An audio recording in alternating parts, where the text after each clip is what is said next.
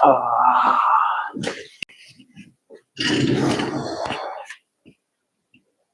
Hello, everyone. Welcome to my Sunday live telecast.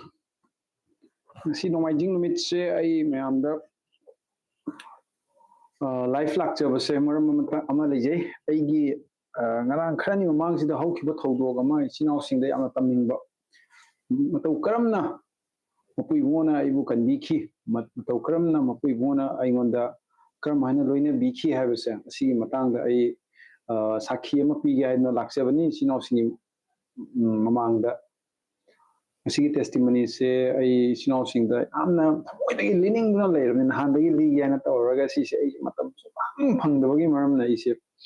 ngasi se oina tawrage nomaijing sida ai rikta church te halakpa kuidri church te hek lakpaga testimony se hojik pihauda taraga de hayeng yoradi amukaso thengkhradauba adugi ngasi oina pirabne ngasi oina pige haina khalle ai testimony se kaino hai matamda haukiba nahangi ningthauka se kharani mamangda haukiba ningthauka sida mande sida kai tawe mayam pno ju khangbiramani delhi da kaino red fort ta ko delhi gi red fort ta achauba bomb blast ama tauki mi tara muksi bamale laiki da bayauni de main tawdna asok su yam yame si matang da ina mayam da ikari gum mamtang haijening ba tare adugi numit to aise delhi gi north aina hujik lai se central delhi da ni ba aduga aina north delhi da aigi marup amagi yumna chaluba ado halakpa sida midang pung to pret adwai gi adwai du dai hale halakpa sida kai tawi hai kanda aise bike ta lai uber bike ta lakne ado uber bike ta lakpa sida north tagina aigi sai bhawa aigi aina hujik lai mafam si bhawa lakpa matam da ko ngasai gi red fort ko lal kila se power ga lakpa yai ba lambi se aduna khara shortcut oi wa aigi oina di adu marak marak ta dum nungthang khara thengjalakpa gumba adugumba matam da dai dom road ta hek lai ba maram di adugi lambi do thengjilaga di traffic yamna leite ai mun hindai traffic yamna lei adugi anam matam du road to dum avoid tawjei adubu nungthang gumba da di dum adugi road to dum lai haitare adu numit du so ai north tagina ai si ai yum si bhau lakpa sida ai adugi lambi do power la ken tawbane ba ado ai hek tongkhatpaga ai gi rider do ai gi bike thawi nu pa do ma se kaino ne Sardar ni Punjabi ni ko Punjabi ki ko idiot do adune man wari leave saying on the makhal gi wari se politics ki wari sarkar gi wari adu ada as wari leave mayam se man wari se imandana ngasai gi lambi se lakko se hek ai moi north gi lakko tam da yet lom da sat hai gi taraga di marak ta se kashmiri gate rom da gi sai da gi yet lom da hai taraga di ai ngasai gi lal kila gi lambi to lakto ni ba ko ado mano wari se liman gina ai donda yeta haige do ai kaw hai buse aduna dum akoi bi lambi da dum sunagi general road to da dum laeba ado yom hek yo waga imana ba ma kai mo tawsale ngonda kari call tawsale asnoi gi manakta bom pokhaya nang tabra ai di ta dina lal kilai se khoi sigai na eba yam kilometer kyamu oini kilometer 3 mukta oini ba nai hai tare ado noi du do bom pokhai ado noi kesuma soengam yaw de ko hain haijele ai pong na khre kar matam no yeng no hai matam kam matam do bom pokhai no yeng kan da ai na ngasai lakul matam do adumi matam da exact time oi doi ne ba ai na ngasai gi yelom da sat phaujel laga lal kila taraga red fort taraga lambo oi taraga di ngasai gi pokhai do kana khangni ai su yawram ba adubu aina sida ngasi isinau sing of the testimony pujara ko sidi hoi mi khram na di haiu jai ko mata chana to ini he du di dum lat ni kaina daw ni kaina nang daw ya ba ni do da satri do kaina se bagi di si daw ya ba na ti ko daw hayo po se lei ponte mapu iona mai sargadutna ai bukan bi khibani haibu se ai dum haijani se sargadut pu salai si maram lei jai ko sargadut aina pu sanjare se kaina hoi mapu iona kan bi bani mapu iona kan bi bani hairaga se mapu iona magi dut kiyama ai khoi bu senana bai khambi haina bible na yam seng iduna leiba ko aduna ꯑꯩꯈꯣꯏꯒꯤ ꯐꯨꯠꯁ꯭ꯇꯦꯞ ꯑꯩꯈꯣꯏꯅ ꯆꯠꯂꯤꯕ ꯂꯝꯕꯤ ꯑꯩꯈꯣꯏꯅ ꯃꯄꯥꯟ ꯊꯣꯛꯄ ꯃꯇꯝꯗ ꯊꯦꯡꯅꯔꯤꯕ ꯃꯤ ꯃꯌꯥꯝ ꯈꯨꯗꯣꯡꯊꯤꯕ ꯅꯪꯕ ꯌꯥꯕ ꯈꯨꯗꯤꯡꯃꯛꯇꯒꯤ ꯃꯄꯨ ꯏꯃꯣꯁꯤꯅ ꯑꯩꯈꯣꯏꯕꯨ ꯇꯠꯇꯅ ꯁꯦꯟꯅꯕꯤ ꯑꯩꯈꯣꯏꯕꯨ ꯊꯥꯗꯣꯛꯄꯤꯗꯦ ꯑꯩꯈꯣꯏꯕꯨ he never leaves us he never forsake us ꯍꯥꯏꯅ ꯏꯁꯣꯔꯒꯤ ꯋꯥꯍꯩꯅ ꯍꯥꯏꯗꯨꯅ ꯂꯩꯕ ꯑꯗꯨ ꯃꯥꯒꯤ ꯁꯔꯒꯗꯨꯠ ꯀꯌꯥ ꯑꯃꯁꯨ ꯑꯩꯈꯣꯏꯕꯨ ꯏꯟꯆꯥꯔꯖ ꯄꯤꯔꯒ ꯂꯩꯔꯤꯅꯦꯕ ꯑꯩꯈꯣꯏꯕꯨ ꯁꯦꯀ꯭ꯌꯨꯔꯤꯇꯤ ꯄꯤꯔꯒ ꯂꯩꯔꯤꯅꯦꯕ ꯑꯩꯈꯣꯏꯒꯤꯗꯃꯛꯇ ꯍꯤꯕ꯭ꯔꯨꯒꯤ ꯂꯥꯏꯔꯤꯛꯇ ꯍꯥꯏꯕꯁꯦ ꯑꯗꯨꯝ ꯇꯥꯛꯄꯗꯤ ꯃꯄꯨ ꯏꯕꯨꯡꯉꯣꯒꯤ ꯁꯔꯒꯗꯨꯠ ꯃꯌꯥꯝꯅ ꯑꯩꯈꯣꯏꯁꯦ ꯀꯣꯏꯁꯜꯂꯒ ꯂꯩ ꯍꯥꯏꯕꯁꯤꯁꯨ ꯏꯁꯣꯔꯒꯤ ꯋꯥꯍꯩꯅ ꯌꯥꯝ ꯁꯦꯡꯅ ꯏꯗꯨꯅ ꯂꯩꯔꯦ ꯑꯗꯨꯒ ꯑꯃꯅ ꯇꯦꯁꯇꯤꯃꯣꯅꯤ ꯑꯃꯈꯛ ꯀꯩ ꯍꯥꯏꯖꯔꯛꯀꯦꯀꯣ ꯑꯁꯤꯁꯤꯁꯨ ꯌꯥꯝꯅ ꯑꯩꯒꯤ ꯄꯨꯛꯅꯤꯡꯗ ꯑꯩꯉꯣꯟꯗ ꯁꯔꯒꯗꯨꯠꯀꯤ ꯃꯇꯥꯡꯁꯤꯗ ꯌꯥꯝꯅ ꯊꯥꯖꯕ ꯑꯃ ꯂꯥꯛꯄ ꯑꯩꯒꯤ ꯄꯨꯛꯅꯤꯡꯁꯤꯗ ꯕꯥꯏꯕꯜꯗꯕꯨꯗꯤ ꯌꯥꯝ ꯁꯦꯡꯅ ꯏꯗꯨꯅ ꯂꯩꯔꯦ ꯑꯗꯨꯕꯨ ꯑꯩꯈꯣꯏꯅ ꯍꯦꯛ ꯊꯥꯖꯕ ꯉꯝꯗꯦ ꯅꯠꯇ꯭ꯔ ꯕꯥꯏꯕꯜꯗ ꯌꯥꯎꯔꯦ ꯍꯥꯏꯔꯒꯁꯨ ꯍꯦꯛꯇ ꯋꯥꯈꯜꯁꯦ ꯀꯩ ꯍꯥꯏꯇꯥꯔꯦ ꯌꯥꯝꯅ ꯂꯤꯇꯔꯦꯜꯂꯤ ꯑꯣꯏꯅ ꯈꯟꯕ ꯑꯁꯤꯗꯤ ꯌꯥꯝꯅ ꯂꯤꯇꯔꯦꯜꯅꯤꯗ ꯁꯤꯗꯤ ꯀꯔꯤ ꯍꯥꯏꯅꯤ ꯑꯗꯨꯝ ꯃꯦꯇꯥꯐꯣꯔꯒꯨꯝꯅ ꯍꯥꯏꯕ ꯍꯥꯏꯇꯥꯔꯦꯀꯣ ꯑꯗꯣ ꯑꯩꯅ ꯊꯥ ꯑꯅꯤꯃꯨꯛꯀꯤ ꯃꯃꯥꯡꯗ ꯑꯩꯁꯦ ꯊꯥ ꯑꯅꯤꯃꯨꯛ ꯈꯔ ꯍꯦꯜꯂꯗ꯭ꯔꯥ ꯑꯍꯨꯝꯃꯨꯛ ꯁꯨꯔꯗ꯭ꯔꯥ ꯈꯪꯗꯦ ꯍꯣꯏ ꯑꯁꯤꯒꯤ ꯃꯇꯝꯁꯤꯗꯀꯣ ꯑꯩꯁꯦ ꯄꯨꯛꯅꯤꯡꯁꯦ ꯌꯥꯝꯅ ꯋꯥꯔꯒ ꯍꯛꯆꯥꯡꯁꯦ ꯀꯩ ꯍꯥꯏꯅꯤ ꯑꯩꯁꯦ ꯍꯦꯜꯊ ꯀꯟꯁꯔꯟ ꯈꯔ ꯂꯩꯒꯜꯂꯦꯕꯀꯣ ꯑꯩꯒꯤ ꯍꯛꯆꯥꯡꯁꯤꯕꯨ ꯈꯤꯇꯪ ꯍꯦꯛ ꯅꯥꯕꯒ ꯄꯨꯛꯅꯤꯡꯁꯦ ꯋꯥꯕ ꯍꯥꯏꯇꯥꯔꯦ ꯑꯁ ꯑꯩꯁꯦ ꯀꯔꯤ ꯂꯩꯅꯥꯕꯨ ꯑꯣꯏꯔꯝꯗꯣꯏꯅꯣ ꯀꯥꯏꯅ ꯄꯪꯈꯟ ꯈꯟꯖꯟꯒꯜꯂꯦꯕ ꯑꯩꯁꯦ ꯍꯥꯟꯅ ꯍꯧꯖꯤꯛꯁꯨ ꯈꯔ ꯈꯜꯂꯦ ꯑꯗꯨꯕꯨ ꯌꯥꯝ ꯀꯟꯅꯗꯤ ꯍꯧꯖꯤꯛꯇꯤ ꯍꯥꯟꯅꯒꯨꯝꯅꯗꯤ ꯈꯟꯗ꯭ꯔꯦ ꯑꯗꯨꯕꯨ ꯍꯥꯟꯅ ꯌꯥꯝ ꯈꯜꯂꯝꯃꯦ ꯑꯩꯒꯤ ꯍꯛꯆꯥꯡꯁꯦ ꯑꯁ ꯀꯔꯤ ꯑꯣꯏꯗꯣꯏꯅꯣ ꯑꯩꯕꯨ ꯂꯣꯛꯇ ꯈꯨꯔꯁꯨ ꯑꯁ ꯑꯩꯒꯤ ꯂꯣꯛ ꯈꯨꯔꯤꯁꯦ ꯊꯕꯥꯛ ꯅꯥꯕꯩꯔꯥ ꯊꯕꯥꯛꯁꯦ ꯈꯤꯇꯪꯒ ꯅꯥꯈꯠꯂꯗꯤ ꯍꯩꯁ ꯑꯩꯁꯦ ꯀꯔꯝꯕ ꯂꯩꯅꯥ ꯑꯣꯏꯔꯝꯗꯣꯏꯅꯣ ꯀꯥꯏꯅ ꯄꯪꯀꯤ ꯀꯤꯕꯗꯣ ꯍꯥꯏꯗꯤ ꯃꯔꯝ ꯆꯥꯗꯅ ꯄꯪꯀꯤ ꯀꯤꯕ ꯍꯥꯏꯇꯥꯔꯦ ꯑꯩꯁꯦ ꯌꯥꯝ ꯀꯤꯒꯜꯂꯦꯕ ꯑꯩꯁꯦ ꯑꯗꯨꯃꯥꯏꯅ ꯑꯗꯨ ꯏꯁꯣꯔꯒꯤ ꯋꯥꯍꯩꯅ ꯇꯠꯇꯅ ꯑꯩꯉꯣꯟꯗ ꯑꯗꯨꯝ ꯁꯦꯟꯅꯕꯤꯔꯒ ꯂꯩꯔꯕꯅꯤ ꯑꯗꯨ ꯈꯛꯇ ꯅꯠꯇꯅ ꯑꯩꯉꯣꯟꯗ ꯀꯔꯤ ꯍꯥꯏꯅꯤ ꯑꯀꯤꯕ ꯂꯥꯛꯄ ꯃꯇꯝ ꯑꯗꯨ ꯈꯛꯇ ꯅꯠꯇꯅ ꯑꯩꯉꯣꯟꯗ ꯍꯛꯆꯥꯡ ꯅꯨꯡꯉꯥꯏꯔꯛꯇꯕ ꯃꯇꯝ ꯐꯤꯖꯤꯀꯦꯜꯂꯤ ꯀꯩ ꯍꯥꯏꯅꯤ ꯌꯥꯝꯅ ꯀꯟꯁꯔꯟ ꯑꯣꯏꯖꯕ ꯑꯩꯁꯦ ꯑꯗꯨꯕꯨ ꯅꯣꯡꯃ ꯑꯩꯅ ꯏꯁꯣꯔꯒꯤ ꯋꯥꯍꯩꯁꯦ ꯑꯗꯨꯝ ꯄꯥꯏ ꯑꯩꯁꯦ ꯑꯗꯨꯝ ꯅꯨꯃꯤꯠ ꯈꯨꯗꯤꯡꯒꯤ ꯄꯥꯏꯀꯣ ꯅꯨꯃꯤꯠ ꯈꯨꯗꯤꯡꯒꯤ ꯄꯥꯕꯁꯤꯗ ꯅꯨꯃꯤꯠ ꯑꯁꯦ ꯀꯩ ꯇꯧꯏ ꯍꯥꯏ ꯀꯥꯟꯗ ꯑꯩꯅ ꯅꯨꯡꯗꯥꯡꯁꯦ ꯑꯩꯒꯤ ꯏꯃꯨꯡ ꯃꯅꯨꯡ ꯑꯩꯒꯤ ꯐꯦꯃꯤꯂꯤ ꯂꯣꯏ ꯇꯨꯝꯈ꯭ꯔꯦ ꯑꯩ ꯏꯊꯟꯇ ꯑꯩꯈꯣꯏ ꯀꯥ ꯃꯆꯥ ꯑꯃ ꯂꯩ ꯁꯤꯁꯤꯗ ꯑꯩ ꯕꯥꯏꯕꯜꯁꯦ ꯄꯥꯕꯅꯦꯕ ꯑꯗꯨꯝ ꯄꯥꯔꯝꯕꯗꯒꯤ ꯈꯪꯍꯧꯗꯅ ꯑꯩꯉꯣꯟꯗ ꯀꯩ ꯍꯥꯏꯅꯤ ꯑꯩꯉꯣꯟꯗ ꯏꯁꯣꯔꯁꯤꯗ ꯕꯥꯏꯕꯜ ꯄꯥꯕ ꯈꯛꯇ ꯅꯠꯇꯅ ꯏꯁꯣꯔꯗꯁꯨ ꯑꯗꯨꯝ ꯄ꯭ꯔꯦꯌꯔ ꯇꯧꯅꯤꯡꯕ ꯏꯁꯣꯔꯗ ꯑꯩꯅ ꯃꯆꯥ ꯑꯃꯅ ꯃꯄꯥꯗ ꯑꯣꯏꯅꯖꯕꯗꯣ ꯑꯗꯨꯒꯤ ꯇꯥꯏꯞꯇ ꯑꯩꯅ ꯏꯁꯣꯔꯁꯤꯗ ꯏꯄꯥ ꯍꯥꯏꯅ ꯀꯧꯔꯒ ꯀꯔꯤ ꯍꯥꯏꯅꯣꯁꯨ ꯈꯪꯗ꯭ꯔꯦ ꯑꯩꯁꯦ ꯑꯗꯨꯝ ꯄꯪꯀꯞꯇ ꯀꯞꯄꯒ ꯃꯤꯠꯇꯩ ꯄꯤ ꯇꯥꯔꯒ ꯑꯩꯁꯦ ꯏꯄꯥꯁꯤꯗ ꯑꯩꯅ ꯏꯊꯟꯇ ꯀꯩ ꯍꯥꯏꯇꯥꯔꯦ ꯕꯥꯏꯕꯜ ꯁ꯭ꯇꯗꯤ ꯇꯧꯔꯝꯕ ꯕꯥꯏꯕꯜ ꯄꯥꯖꯔꯝꯕ ꯃꯇꯝꯗꯣ ꯄ꯭ꯔꯦꯌꯔꯁꯦ ꯇꯧꯔꯦꯕ ꯏꯊꯟꯇ ꯄ꯭ꯔꯦꯌꯔꯗꯨꯁꯨ ꯑꯩ ꯀꯔꯤ ꯂꯣꯟꯗ ꯇꯧꯔꯤꯅꯣ ꯈꯪꯗ꯭ꯔꯦ ꯑꯩꯁꯦ ꯑꯗꯨꯝ ꯑꯣꯏꯅꯖꯕ ꯂꯣꯟ ꯈꯪꯗꯕꯤꯗ ꯑꯣꯏꯅꯖꯕ ꯍꯥꯏꯇꯥꯔꯦꯀꯣ ꯑꯗꯨꯒꯤ ꯇꯥꯏꯞꯇ ꯑꯩꯅ ꯀꯟꯅ ꯄ꯭ꯔꯦꯌꯔ ꯇꯧꯋꯦ ꯀꯞꯄ ꯃꯤꯠꯇꯩ ꯄꯤ ꯑꯣꯜ ꯇꯥꯏꯝ ꯀꯔꯤ ꯃꯔꯝꯒꯤꯅꯣꯁꯨ ꯈꯪꯗꯦ ꯑꯗꯨꯕꯨ ꯃꯇꯝꯗꯨꯗ ꯑꯩꯒꯤ ꯍꯛꯆꯥꯡꯁꯦ ꯀꯔꯤ ꯑꯣꯏꯅꯤ ꯑꯩꯒꯤ ꯍꯛꯆꯥꯡꯁꯦ ꯌꯥꯝꯅ ꯀꯩ ꯍꯥꯏꯇꯥꯔꯦ ꯋꯥꯕ ꯍꯥꯏꯇꯥꯔꯦ ꯄꯨꯛꯅꯤꯡꯁꯦ ꯋꯥꯖꯕ ꯑꯩꯒꯤ ꯍꯛꯆꯥꯡꯁꯤꯕꯨ ꯈꯪꯗꯦ ꯑꯩ ꯑꯦꯛꯁꯄ꯭ꯂꯦꯟ ꯇꯧꯕ ꯊꯣꯛꯇ꯭ꯔꯦ ꯀꯃꯥꯏꯅ ꯇꯧꯗꯣꯏꯕ ꯄꯨꯛꯅꯤꯡꯁꯦ ꯌꯥꯝ ꯋꯥꯔꯒ ꯑꯩꯅ ꯄ꯭ꯔꯦꯌꯔ ꯇꯧꯔꯝꯕ ꯍꯥꯏꯇꯥꯔꯦ ꯃꯇꯝꯗꯨꯗ ꯑꯗꯨ ꯈꯪꯍꯧꯗꯅ ꯍꯥꯏꯔꯤꯕ ꯃꯇꯝꯁꯦ ꯈꯪꯍꯧꯗꯅ ꯑꯩꯉꯣꯟꯗ ꯔꯐꯦꯜ ꯑꯦꯟꯖꯦꯜ ꯔꯐꯦꯜ ꯍꯥꯏꯕꯁꯦ ꯑꯩꯉꯣꯟꯗ ꯐꯥꯎꯍꯟꯕꯤꯕꯀꯣ ꯑꯦꯟꯖꯦꯜ ꯔꯐꯦꯜ ꯍꯥꯏꯁꯦ ꯑꯩꯁꯨ ꯀꯔꯤꯅꯣ ꯉꯛꯑꯦꯕ ꯑꯩ ꯇꯁꯦꯡꯅ ꯑꯩ ꯈꯪꯖꯗꯦ ꯑꯦꯟꯖꯦꯜ ꯔꯐꯦꯜ ꯍꯥꯏꯁꯦ ꯀꯩꯅꯣ ꯀꯔꯝꯕ ꯑꯦꯟꯖꯦꯜꯅꯣ ꯑꯦꯟꯖꯦꯜ ꯃꯥꯏꯀꯦꯜ ꯑꯦꯟꯖꯦꯜ ꯒꯦꯕ꯭ꯔꯤꯌꯦꯜ ꯀꯥꯏꯅ ꯑꯗꯩꯗꯤ ꯀꯔꯤ ꯕꯥꯏꯕꯜꯗ ꯌꯥꯎꯕ ꯑꯦꯟꯖꯦꯜꯁꯤꯡꯗꯣ ꯍꯥꯏꯔꯤꯕ ꯑꯦꯟꯖꯦꯜ ꯑꯃꯅꯤꯗꯨ ꯈꯛꯇꯅꯦꯕ ꯑꯩꯈꯣꯏꯅ ꯈꯪꯕꯁꯦ ꯃꯥꯏꯀꯦꯜꯒꯨꯝꯕ ꯑꯗꯩꯗꯤ ꯒꯦꯕ꯭ꯔꯤꯌꯦꯜꯒꯨꯝꯕ ꯑꯗꯩꯗꯤ ꯑꯇꯩ ꯀꯔꯤ ꯑꯦꯟꯖꯦꯜ ꯑꯇꯩꯗꯤ ꯈꯪꯗꯦ ꯍꯥꯏꯔꯤꯕ ꯑꯦꯟꯖꯦꯜꯁꯤ ꯈꯛꯇꯅꯦꯕ ꯑꯩꯈꯣꯏꯅ ꯈꯪꯖꯕꯗꯣ ꯑꯦꯟꯖꯦꯜ ꯔꯐꯦꯜ ꯀꯥꯏꯗꯤ ꯑꯩ ꯇꯥꯖꯗ꯭ꯔꯤꯕ ꯄꯨꯟꯁꯤꯒꯤ ꯑꯗꯣ ꯑꯩꯉꯣꯟꯗ ꯅꯨꯃꯤꯠꯇꯨꯗ ꯕꯥꯏꯕꯜ ꯑꯗꯨꯝ ꯄꯥꯔꯝꯕꯗꯒꯤ ꯑꯦꯟꯖꯦꯜ ꯔꯐꯦꯜ ꯍꯥꯏꯅ ꯑꯦꯟꯖꯦꯜ ꯑꯃ ꯑꯩꯒꯤ ꯏꯅꯥꯛꯇ ꯂꯩ ꯍꯥꯏꯕꯒꯤ ꯃꯑꯣꯡꯁꯦ ꯑꯩꯉꯣꯟꯗ ꯄꯨꯛꯅꯤꯡꯗ ꯀꯟꯅ ꯐꯥꯎꯔꯛꯄ ꯍꯥꯏꯇꯥꯔꯦ ꯈꯪꯍꯧꯗꯅ ꯇꯣꯡꯉꯥꯜꯂꯤꯀꯣ ꯑꯩꯅ ꯑꯗꯨꯝ ꯄꯨꯛꯅꯤꯡꯗ ꯐꯥꯎꯕ ꯍꯥꯏꯁꯦ ꯉꯥꯏꯍꯥꯛ ꯑꯗꯨꯝ ꯄꯪꯈꯟꯇ ꯈꯜꯂꯒ ꯄꯪꯐꯥꯎꯗ ꯐꯥꯎꯕꯗꯣ ꯑꯗꯨ ꯅꯠꯇꯦꯕ ꯌꯥꯝꯅ ꯇꯣꯉꯥꯟꯕ ꯄ꯭ꯔꯦꯖꯦꯟꯁ ꯑꯃ ꯀꯣ ꯑꯗꯨꯒ ꯍꯥꯏꯔꯤꯕ ꯑꯦꯟꯖꯦꯜ ꯔꯐꯦꯜꯁꯦ ꯏꯅꯥꯛꯇ ꯂꯩꯔꯒ ꯑꯩꯕꯨ ꯀꯩ ꯍꯥꯏꯅꯤ ꯃꯥꯅ ꯑꯦꯚ꯭ꯔꯤ ꯍꯛꯆꯥꯡꯗ ꯂꯩꯔꯤꯕ ꯅꯨꯡꯉꯥꯏꯇꯕ ꯐꯤꯖꯤꯀꯦꯜꯒꯤ ꯑꯅꯥꯕꯕꯨ ꯑꯣꯏꯒꯦꯔꯥ ꯃꯦꯟꯇꯦꯜꯂꯤ ꯁꯤꯛꯅꯦꯁꯄꯨ ꯑꯣꯏꯒꯦꯔꯥ ꯄꯨꯛꯅꯤꯡꯗ ꯅꯨꯡꯉꯥꯏꯇꯕ ꯈꯨꯗꯤꯡꯃꯛ ꯉꯁꯥꯏꯒꯤ ꯑꯦꯟꯖꯦꯜ ꯔꯐꯦꯜ ꯑꯁꯤꯅ ꯑꯩꯕꯨ ꯀꯟꯅ ꯊꯥꯎ ꯅꯣꯏꯕꯤꯔꯒ ꯑꯅꯥꯕ ꯐꯍꯟꯅꯕꯒꯤ ꯍꯥꯏꯅ ꯃꯥꯅ ꯀꯟꯅ ꯒꯥꯔꯗ ꯇꯧꯕꯤꯔꯒ ꯂꯩꯕꯁꯦ ꯑꯩꯉꯣꯟꯗ ꯐꯥꯎꯋꯦꯕ ꯇꯣꯉꯥꯟꯅ ꯑꯩ ꯄꯣꯡꯉꯦ ꯁꯤꯁꯦ ꯀꯔꯤꯅꯣ ꯍꯥꯏꯕꯁꯦ ꯑꯦꯟꯖꯦꯜ ꯔꯐꯦꯜ ꯍꯥꯏꯁꯦ ꯑꯩ ꯇꯥꯖꯗ꯭ꯔꯤ ꯑꯩꯒꯤ ꯃꯣꯕꯥꯏꯜꯁꯦ ꯍꯥꯡꯗꯣꯛꯑꯒ ꯑꯩ ꯌꯦꯡꯉꯦꯕ ꯀꯩꯅꯣ ꯑꯦꯟꯖꯦꯜ ꯔꯐꯦꯜ ꯍꯥꯏꯁꯦ ꯑꯦꯟꯖꯦꯜ ꯔꯐꯦꯜ ꯍꯥꯏꯕꯁꯤꯕꯨ ꯕꯥꯏꯕꯜꯗ ꯌꯥꯎꯕ꯭ꯔꯅꯦ ꯁꯤꯕꯨ ꯍꯥꯏꯅ ꯑꯩꯅ ꯏꯟꯇꯔꯅꯦꯠꯁꯦ ꯒꯨꯒꯜꯗ ꯊꯤꯕꯅꯦꯕ ꯑꯗꯣ ꯒꯨꯒꯜꯗ ꯊꯤꯕꯁꯦ ꯁꯨꯃꯥꯏꯅ ꯊꯣꯛꯂꯛꯑꯦ ꯃꯌꯥꯝꯁꯨ ꯑꯗꯨꯝ ꯊꯤꯕꯤꯌꯨꯀꯣ ꯑꯦꯟꯖꯦꯜ ꯔꯐꯦꯜ ꯍꯥꯏꯅ ꯑꯦꯟꯖꯦꯜ ꯔꯐꯦꯜꯁꯦ ꯑꯦꯟꯖꯦꯜ ꯔꯐꯦꯜ ꯍꯥꯏꯅ ꯑꯩꯈꯣꯏ ꯕꯥꯏꯕꯜꯗ ꯗꯥꯏꯔꯦꯛ ꯌꯥꯎꯗꯦ ꯑꯗꯨꯕꯨ ꯑꯇꯣꯞꯄ ꯁꯣꯔꯁꯦꯁ ꯀꯌꯥꯗꯗꯤ ꯂꯩ ꯍꯥꯏꯅ ꯑꯩꯈꯣꯏ ꯒꯨꯒꯜꯁꯤꯗ ꯏꯗꯨꯅ ꯂꯩꯕ ꯑꯗꯣ ꯑꯦꯟꯖꯦꯜ ꯔꯐꯦꯜꯁꯦ ꯀꯔꯤꯅꯣ ꯍꯥꯏꯕ ꯃꯇꯝꯗ ꯉꯁꯥꯏꯒꯤ ꯑꯩꯈꯣꯏꯒꯤ ꯑꯅꯥꯕ ꯐꯍꯟꯕ ꯏꯁꯣꯔ ꯍꯥꯏꯕꯁꯦ ꯖꯦꯍꯣꯚꯥ ꯔꯥꯐꯥ ꯍꯥꯏꯅ ꯍꯥꯏꯗꯅꯀꯣ ꯗ ꯂꯣꯔꯗ who heals ꯍꯥꯏꯅ ꯍꯥꯏꯕꯁꯦ ꯑꯅꯥꯕ ꯐꯍꯟꯕꯤꯕ ꯏꯁꯣꯔ ꯑꯅꯥꯕ ꯐꯍꯟꯕꯤꯕ ꯏꯁꯣꯔ ꯍꯥꯏꯕꯁꯦ ꯖꯦꯍꯣꯚꯥ ꯔꯥꯐꯥ ꯍꯥꯏꯅ ꯍꯥꯏꯕ ꯑꯩꯈꯣꯏ ꯕꯥꯏꯕꯜꯒꯤ ꯂꯣꯟꯗꯥꯗ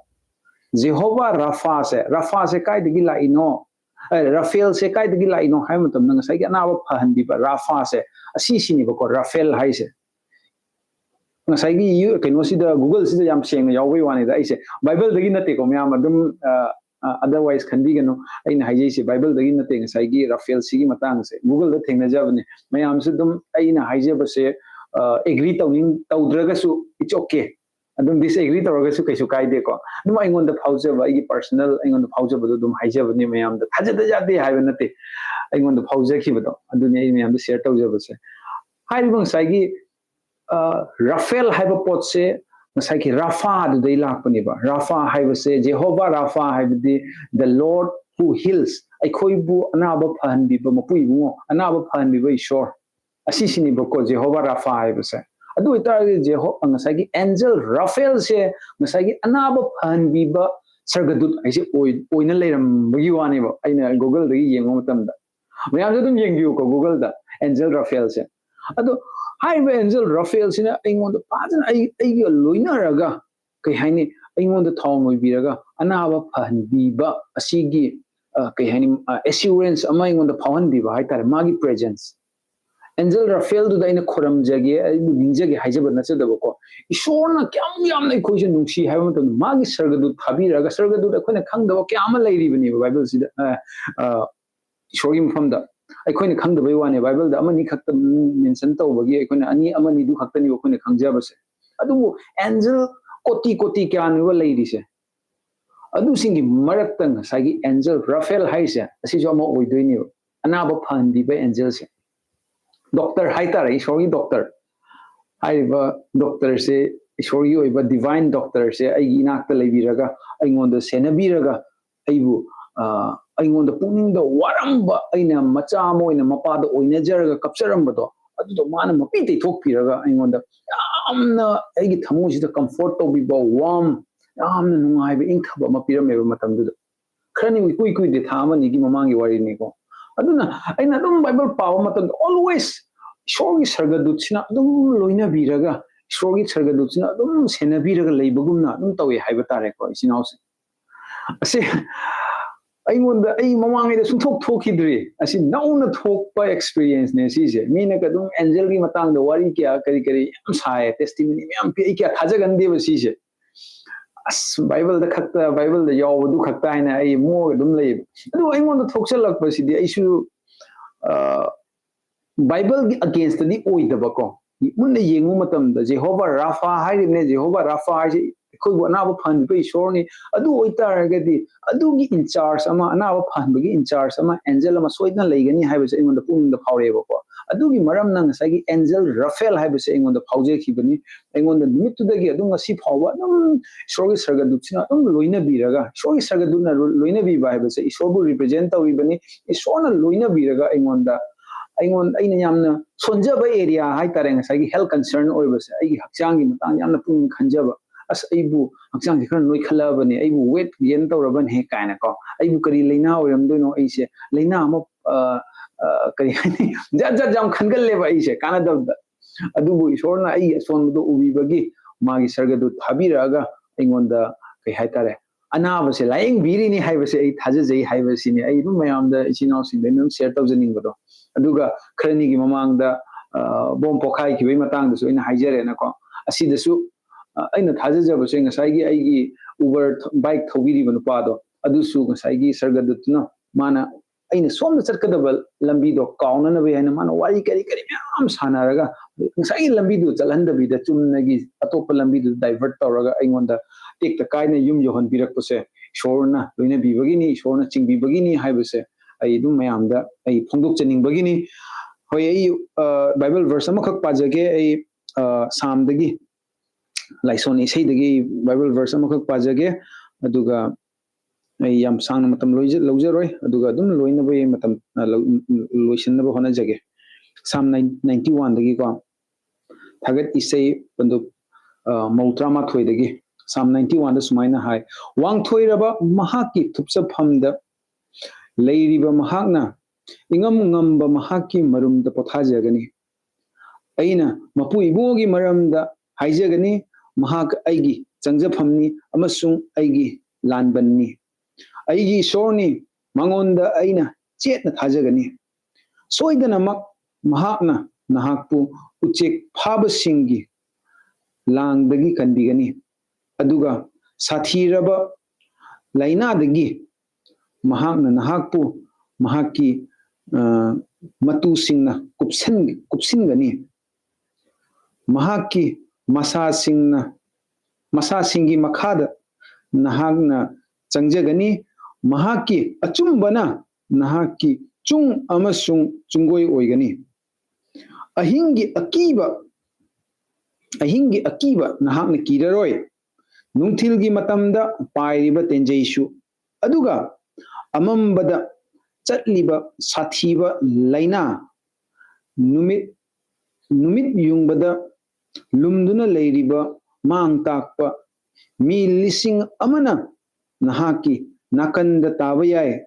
ꯃꯤ 10,000,000ꯅ ꯅꯍꯥꯛꯀꯤ ꯌꯦꯠ ꯊꯪꯕ ꯈꯨꯠꯇ ꯑꯗꯨꯕꯨ ꯃꯁꯤꯅ ꯅꯍꯥꯛꯀꯤ ꯅꯅꯥꯛꯇ ꯂꯥꯛꯂꯔꯣꯏ ꯍꯜꯂꯦꯂꯨꯌꯥ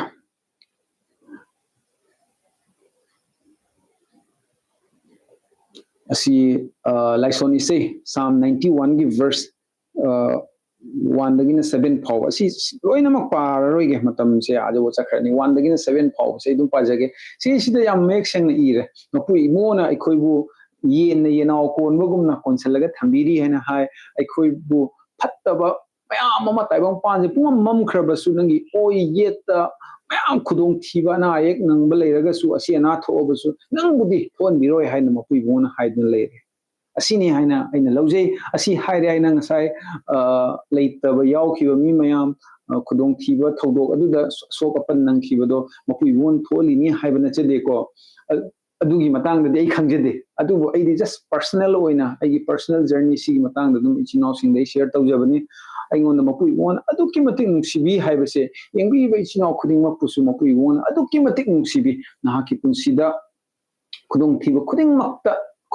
ꯂꯥꯛꯄ ꯈꯨꯗꯤꯡꯃꯛꯇ ꯃꯄꯨ ꯏꯕꯣꯟꯅ ꯑꯗꯨ ꯉꯥꯛꯊꯣꯛꯄꯤꯒꯅꯤ ꯅꯉꯣꯟꯗ ꯅꯍꯥꯛꯀꯤ ꯑꯣꯏꯗ ꯌꯦꯠꯇ ꯃꯤ ꯂꯤꯁꯤꯡ kaya ꯅꯥꯗꯨꯅ ꯂꯩꯔꯕꯁꯨ ꯃꯄꯨ ꯏꯕꯣꯟꯅ ꯅꯍꯥꯛꯄꯨꯗꯤ ꯋꯥꯡꯅ ꯊꯥꯡꯒꯠꯄꯤꯒꯅꯤ ꯍꯥꯏꯕꯁꯦ ꯊꯥꯖꯃꯤꯟꯅꯁꯤ ꯏꯆꯤꯟ ꯏꯅꯥꯎ ꯊꯥꯖꯕꯁꯤꯅꯤ ꯄꯨꯝꯅꯃꯛꯇꯒꯤ ꯃꯔꯨ ꯑꯣꯏꯕꯁꯦ ꯑꯩꯈꯣꯏꯅ ꯊꯥꯖꯕ ꯃꯇꯝꯗꯀꯣ ꯌꯥꯝꯅ ꯄꯥꯋꯔꯐꯨꯜ ꯑꯣꯏꯕ ꯑꯗꯨꯅ ꯑꯩꯈꯣꯏ ꯊꯥꯖꯅ ꯍꯤꯡꯃꯤꯟꯅꯁꯤ ꯊꯥꯖꯔꯒ ꯃꯥꯡꯂꯣꯝꯗ ꯆꯈꯠꯃꯤꯟꯅꯁꯤ ꯍꯥꯏꯕꯁꯤꯅꯤ ꯏꯆꯤꯟ ꯏꯅꯥꯎꯁꯤꯡꯒꯤ ꯃꯐꯝꯗ ꯑꯩꯅ ꯌꯥꯝ ꯇꯦꯜꯂꯞꯅ ꯉꯁꯤ ꯊꯝꯖꯅꯤꯡꯕꯁꯦ ꯑꯩꯈꯣꯏꯅ ꯊꯥꯖꯕ ꯍꯥꯏꯕꯁꯤ ꯀꯔꯤꯅꯣ ꯌꯤꯁꯨ ꯈ꯭ꯔꯤꯁꯇꯒꯤ ꯃꯄꯥꯜꯗꯒꯤ ꯑꯩꯈꯣꯏꯗ ꯂꯣꯏꯅꯃꯛ ꯏꯁꯣꯔꯅ ꯄꯤꯕꯤꯈ꯭ꯔꯦ ꯑꯩꯈꯣꯏ ꯑꯦꯐꯤꯁꯤꯌꯥ ꯄꯟꯗꯨꯞ 1:3ꯒꯤ ꯃꯇꯨꯡ ꯏꯟꯅ ꯍꯥꯏꯕꯁꯦ ꯑꯩꯈꯣꯏꯗ ꯂꯣꯏꯅ ꯑꯦꯚ꯭ꯔꯤ ꯁ꯭ꯄꯤꯔꯤꯆꯨꯋꯦꯜ ꯕ꯭ꯂꯦꯁꯤꯡ ꯈꯨꯗꯤꯡꯃꯛ ꯑꯩꯈꯣꯏꯗ ꯄꯤꯕꯤꯈ꯭ꯔꯦ ꯍꯥꯞꯄꯤꯈ꯭ꯔꯦ ꯍꯥꯏꯅ ꯍꯥꯏ ꯑꯦꯚ꯭ꯔꯤ ꯁ꯭ꯄꯤꯔꯤꯆꯨꯋꯦꯜ ꯕ꯭ꯂꯦꯁꯤꯡ ꯍꯥꯏꯕꯁꯦ ꯑꯩꯈꯣꯏ ꯒ꯭ꯔꯤꯛꯀꯤ ꯂꯣꯟꯗꯥꯗ ꯅ꯭ꯌꯨꯃꯦꯇꯤꯀꯣꯁ ꯍꯥꯏꯅ ꯍꯥꯏꯕꯀꯣ ꯑꯩꯈꯣꯏ ꯑꯦꯐꯤꯁꯤꯌꯥ ꯄꯟꯗꯨꯞ 1:3 ꯑꯗꯨꯝ ꯌꯦꯡꯕꯤꯌꯨꯕ ꯑꯗꯨꯗ ꯍꯥꯏꯕꯁꯦ ꯅ꯭ꯌꯨꯃꯦꯇꯤꯀꯣꯁ ꯍꯥꯏꯅ ꯍꯥꯏ ꯍꯥꯏꯔꯤꯕ ꯅ꯭ꯌꯨꯃꯦꯇꯤꯀꯣꯁ ꯍꯥꯏꯕꯁꯦ ꯑꯦꯚ꯭ꯔꯤ ꯁ꯭ꯄꯤꯔꯤꯆꯨꯋꯦꯜ ꯕ꯭ꯂꯦꯁꯤꯡ ꯍꯥꯏꯕꯗꯤ ꯑꯁꯤꯒꯤ ꯁ꯭ꯄꯤꯔꯤꯆꯨꯋꯦꯜ ꯕ꯭ꯂꯦꯁꯤꯡꯁꯤꯅ ꯀꯦꯔꯤ ꯇꯧꯕꯁꯦ ꯀꯔꯤ ꯍꯥꯏꯇꯥꯔꯦ ꯑꯣꯟꯂꯤ ꯍꯦꯚꯦꯟꯂꯤ ꯑꯣꯏꯕ ꯑꯣꯟꯂꯤ ꯊꯋꯥꯏꯒꯤ ꯑꯣꯏꯕ ꯑꯗꯨ ꯈꯛꯇ ꯅꯠꯇꯦꯕ ꯂꯣꯏꯅ ꯃꯄꯥꯟ ꯊꯣꯡꯒꯤ ꯑꯣꯏꯕ ꯃꯄꯥꯟꯗ ꯊꯣꯛꯂꯛꯄ ꯌꯥꯕ ꯄꯣꯠ ꯑꯁꯤꯁꯨ ꯂꯣꯏꯅ ꯃꯥꯅ